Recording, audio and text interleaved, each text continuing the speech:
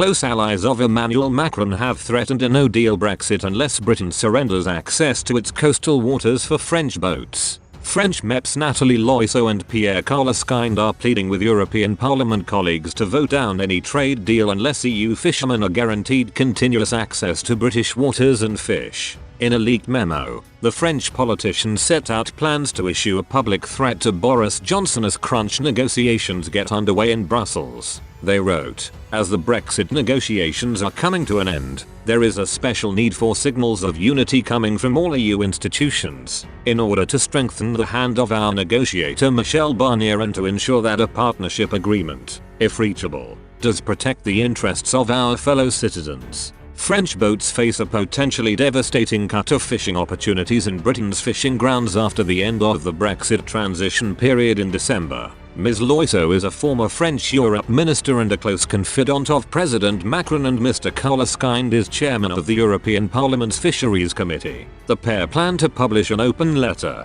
warning British negotiators must compromise in the bitter row over access to the country's coastal waters or face a no-deal Brexit. These negotiations are coming to an end. The UK and EU realise that there is very little time left to find an agreement. We, as representatives of our fellow citizens, must protect their interest, and this will be our sole guideline when we vote on the outcome of the negotiations, the leaked letter says. We have been crystal clear so far and will continue to be. There won't be a free trade agreement without a balanced, sustainable and long-term agreement on fisheries. There is nothing that would change our minds. Let's not reverse the logic of our negotiations. It adds, a future partnership agreement makes sense only if it protects the interests of the signatories. There is no doubt that the UK will be losing some benefits by leaving the single market, but this was the choice it made. Threatening the European fisheries sector won't make the doors of the single market open wider. Why should European fishermen suffer the consequences of a decision?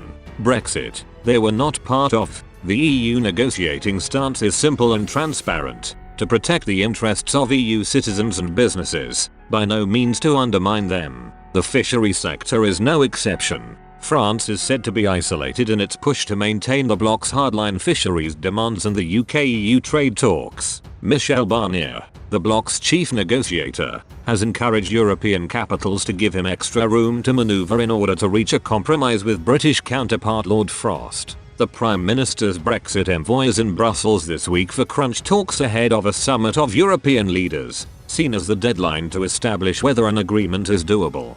During a phone call last weekend, Mr. Johnson told Mr. Macron he would have to accept cuts to fishing quotas as part of any Brexit deal. A Downing Street spokesman said. The Prime Minister then set out the latest state of play in the negotiations on the future relationship between the UK and the EU. He confirmed the UK's commitment to exploring every avenue to reach an agreement. He underlined that a deal was better for both sides, but also that the UK was prepared to end the transition period on Australia-style terms if an agreement could not be found. The Prime Minister emphasised that progress must be made in the coming days to bridge the significant gaps, notably in the areas of fisheries and the level playing field. Through the process of intensive talks between chief negotiators agreed with the President of the European Commission, Ms. Loiseau, and Mr. Colescinde are hoping to collect signatures of MEPs willing to support the French President's hardline approach. We are asking for continuous access to British waters and fish as much as the UK is asking for access to the European market,